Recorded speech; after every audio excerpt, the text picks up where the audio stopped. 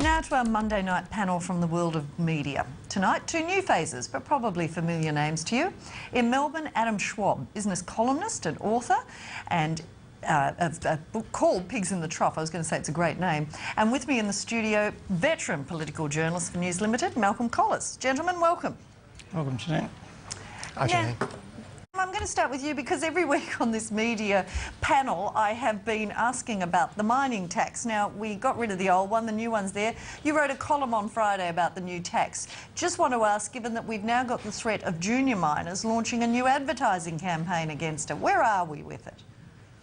Well, it looks like it very much comes down to how the election falls, but Gillard certainly put her worries at ease with the deal with BHP, Rio and Xstrata, and the real worry for Labor was a continued big mining campaign, because ultimately they have the big dollars to spend.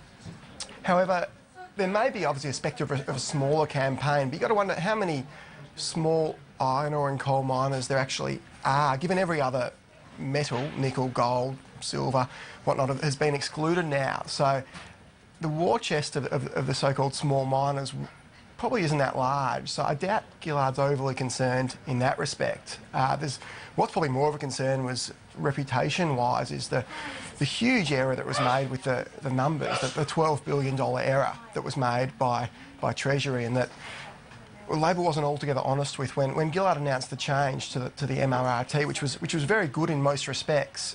They didn't really come clean at the time, so that could be a factor, but in terms of a big campaign from small miners, that probably isn't overly likely at this stage. Adam, I'm glad you mentioned those. The NBN, again, you've written on this. I mean, it's been called the elephant in the room, in the sense it was 43 billion. Steve Conroy said it's going to be billions less. We don't know how much. The coalition says it won't go through with it. I don't know if it's gone too far that they can do that, but doesn't seem to be an election issue for an awful lot of money and not a lot of popular support or accountability. You're spot on, Janine, that whether the Liberals can actually wind this back now is also a fair question. There's a lot of work Tasmania's had a substantial rollout.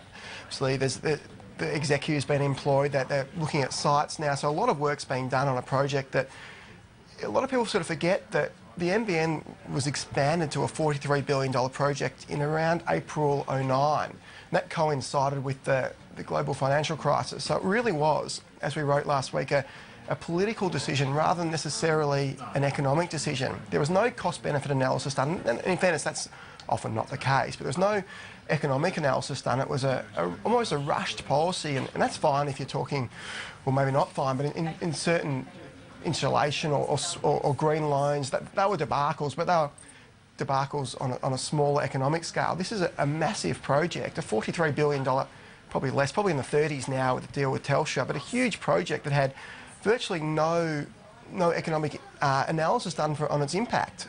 So that sort of snuck under a lot of people's radars. It's sort of been forgotten about to a large extent. I guess they've got 5 weeks to go. Malcolm, you have strong flip-flopping around whether it will come back, what they're going to do. Is it dead and buried? Well, I think work choices is and will remain a real problem for Abbott. He's been a hard right campaigner his whole career. It's very difficult. He's obviously trying, while Gillard's trying to pitch to the right in a sense, Abbott's obviously trying to capture the left, and Abbott's obviously had a real problem with women voters, and he's got a real problem being the Liberal workplace relations minister around the time of work choices. So he's got this baggage that even if he says work choices dead and buried, Labor's going to run and the union's going to run with a pretty hard campaign against Abbott, and it's not much you can do about that. But wouldn't a lot of small businesses and businesses out there still have reservations on the new IR policy? Oh, you can argue the merits, and I'd certainly argue the merits. There certainly were aspects of work choices that were positive. The unfair dismissal laws for small businesses were long overdue, but there's no doubt the Howard government went way too far in overreaching, and as a result lost the gains that it had. And for the Liberals, industrial relations became a dirty word almost, and it was just a vote loser. Malcolm,